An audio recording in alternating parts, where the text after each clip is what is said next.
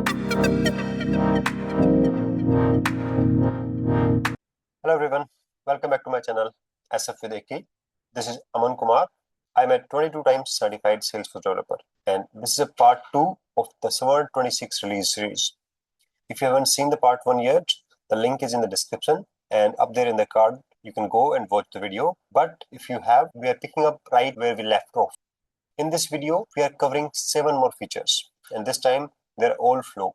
Okay, quick agenda for today. So we are going to discuss about 7 features today. The first one is the date operator in the decisions. So we have some new date operators that we should know about in the decision element. Then we'll talk about formula mode for action inputs, how we can create a formula directly in the action input. Then we have the similar thing in the transform mode for the action inputs. Then we will see the toggle that has been removed now. Then there are more styling options for the screen components. Then we will see an update on the static resource, how we can upload the static resource image and how we can select that inside the flow itself. Then we will see how the email template has been changed. There is a new version for the send email action, and we'll discuss that. Okay, before we move on with the part 2, let's quickly see what we discussed in part 1. In part 1, we covered 6 features. Web console, the new VS Code for Web IDE that run inside your org without any local setup. Then we discussed about data table lookups, how it improves the data table. Then we talked about radio button group, the new horizontal tile screen component that replaces the old stacked radio buttons. We then discussed the collapsing fold path feature, which hides error handling branches to provide a cleaner, more streamlined canvas for your flow. Then we discussed about schedule flow, where we can batch the records now. Instead of the default 200, we can put a batch size that we want to have and run it for the heavy schedule triggered flows. At the end, we discussed about the field access tab in the object manager, one tab showing every field's accessibility across every profile and permission sets. That was part 1. If you want the deep dive on any of these features, the full video link is in the description. Let's get into the part 2. Okay, the date operator in decision elements. So this one is a feature that was most awaited. Until summer 26, if you wanted a decision element to check whether a date field was today, you couldn't just do that directly. You had to create a formula resource for that, then wrap today in a function, reference that formula in your decision, and compare it against the field. Every birthday email, every email reminder follows the same process. But summer 26 changes that completely. Now we have some 11 new operators built specifically for date fields. The operators are is today, is tomorrow, is yesterday, is on, is before, is after, is this week, is this month, is this year. And the really interesting one is anniversary of, which handles the year arithmetic for you. Perfect for the birthday logic. One heads up, this set is only for date type, and the date time fields keep their older operators. Let me show you directly in the org. Okay, first let's see what was the operator before this update. I'm in a record triggered flow. Flow runs on contact, and I'm checking the contact's birthday. Now you can see the operators. There are very few. Now let's go to the summer 26 release, and we have the same flow on contact, and we have a decision element. Now the birthday here, and you see the list of operators is much bigger. Now let me explain one by one. So let's start with is anniversary of today. That's to check if the birthday is today. That will check the only month and the day. It will calculate the year by itself. Then the opposite of that is not anniversary of today.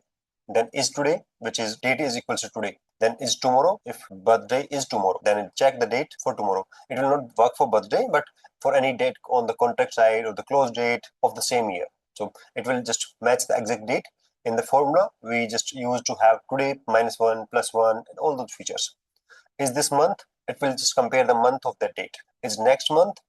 Again, it will check if the date is falling into the next month.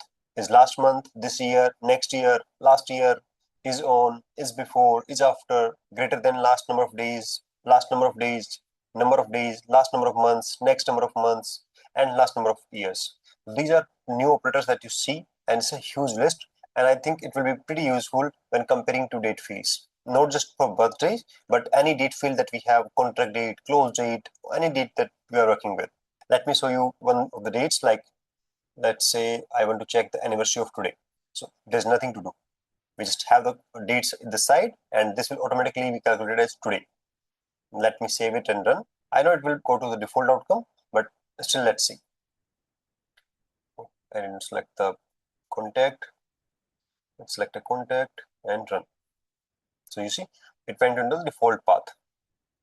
And as you can see, the birth date was 1st April 1974, and it's not the anniversary of that date. Now, if I change this date in the record itself, let me just go to the record. This is a contact. Let's open the contact.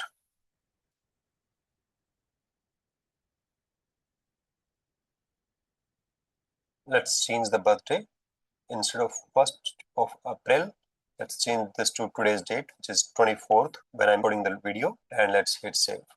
Now let's run the flow again. And now it goes into the outcome of the path. That means it matches the birthday of that person. Now let's try a few more. Let's say greater than last number of days. So let's say I want to check if it's older than 30 days. Now again, it should match and it will go into the outcome one of decision one. Let's run the flow, run, and you see it went on to the outcome one path. Now let's change it again. Let's say we want to check if it was in last 30 days. So I will change this to last number of days and 30. So that will show me if the date is in past 30 days or not. It is not. Now let's change the date on the front end. Okay, now it should fall under the 30-day period. So let's go again to the flow, run it again, and boom, checks the outcome and goes to the outcome one of the path. Now let's see the next feature. The formula mode for action inputs. So until now, if you wanted to pass a value dynamically into an action input, we needed to create a formula field for that inside the flow itself, but we needed to create a formula. But now we don't need that. From Summer 26, we have a formula mode for every action input. We see a new mode picker that lets you switch with the input from resource to formula to transform. So we can pick formula and you get an inline formula editor with a full Salesforce formula language. The expression goes right where it's used. Let's see that live, and we will cover the next feature as well. So the next feature is also for the action input, which allows us to transform the values directly inside the input parameters. So we'll see that as well. Let's go to the org. Okay, let's add an action element here. So I have a demo for input parameter. Let's give it a name, demo. Now you see this toggle here. If you click on this, you will see the options search resources. That way I can pass a variable. If I want to pass input text, I can just directly type in the text here. If I want to create a formula, I can create a formula inside this, inside the action parameter itself. Then I have the transform element here. I can just use the transform and I can transform the values and then put the value directly into the input parameter. Let's close this. Okay, let's go back to the PPT. And the next update is goodbye to the include toggle. So we used to have a toggle for the optional parameters of any action input. Let me show you in the org and you will be able to relate this. Let's go back.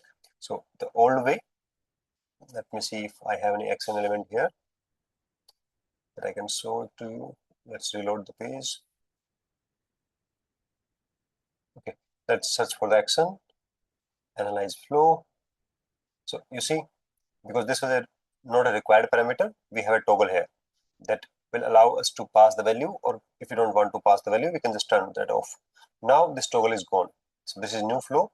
This toggle is gone. We still have the required asterisk, which will tell us if the field is required or not. If it's not required, we can leave it blank. Like the first name is optional, name is optional, but the last name is required, and we need to pass that value to save the flow. They removed the toggle here, and it's much cleaner now. Let's go back to the PPT.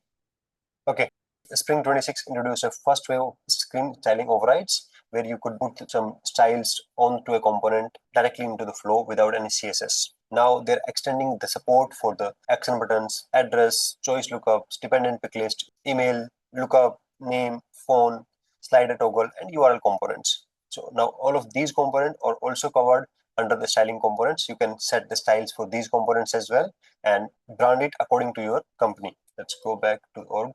Let's add a screen. And add action button. Action. You see the styles. And let's see the older version as well.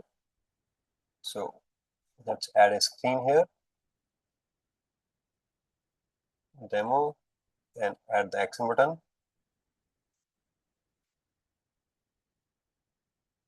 We don't have the style here.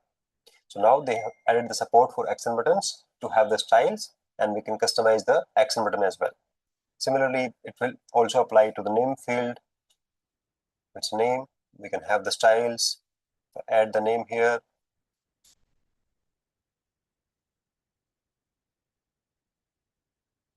I don't have the styles here. So that is a change. So we now have support for multiple other components, and we can run those as per our needs. Let's go back to the PPT. Okay, now we can find and upload a static resource image directly from the flow. We don't have to go to setup, upload the image, get the name, and then paste that name in the flow. We can directly do everything inside the flow itself. Now, let me show you how it works. Let's go back to the org. Let's add a display text field. So this is old behavior. So if I need to add a static resource, I just had the option to pass the name and alternate text. But with the new update, let's do that from the newer version. Same display text component, same option. But now you see, we have the option to search for any static resource that we might already have in the system, or we can upload a new file here and that will be used directly in the flow itself. So we don't have to go to setup and do all the configuration first and then come back to the flow, but we can directly do that from the screen flow itself. Okay, the last feature for today is email template that survives the deployment. Previously, when we used send email action and we select email template by the name, it used to store the record ID of that email template. And when we deploy that same component, the record ID might change in the production when we create a new template there, and flow will break. But now they have changed that feature. There's a new mode where the action stores the reference by developer name instead of the ID. Let me show you how exactly it works. Let's go back to the flow. Close this. Let's add a send email action. So now if you notice at new advanced options, we have a new version called 3.0.1. If I use this one and I select the email template, I can select the email template name and it will store the template name instead of the ID. So if I change the version to 2.0.1, it will allow me to have the email template ID and not the name. Still, I can still search by its name, but it will store in the backend the template ID and not the name. But if you choose 3.0.1, it will store the template name. That will still be same when we deploy it to the production. Okay, so that was it for today. We discussed 7 new features. Date operator in decisions. Now we have more date options. Is today, is anniversary of, and a few more others. Then we discussed about formula mode for action inputs along with the transform mode, and goodbye to the toggles. Apex action inputs works like every other input in flow. It does not need the toggle if the parameter is optional or required. It will just show you the asterisk that will allow you to check if it's required or not. If it's not required, you can just leave it blank and it will consider that optional parameter as blank. We have more styling options. We can add the styling to multiple components now, like action button, names, and all other. Then we have the static resource image that we can directly insert the image from the flow itself. We don't have to go back to the setup and do all the configuration first, then come back to flow. Instead, we can just insert the image directly in the flow and use that in the flow itself. Then at the end, we discussed about email template reference, where in the older version, email template was stored by ID. But now they're storing the developer name, which will help us in deployment. Well, that's part 2. Just drop the feature that you are most excited about in the comments. For me, it's the decision operators that are new. For that, I used to create new formula fields, but now I can just directly use the operators and get done with it. No new formulas. If you found this helpful, please like the video and subscribe to the channel. Thank you, and I will see you in the next one.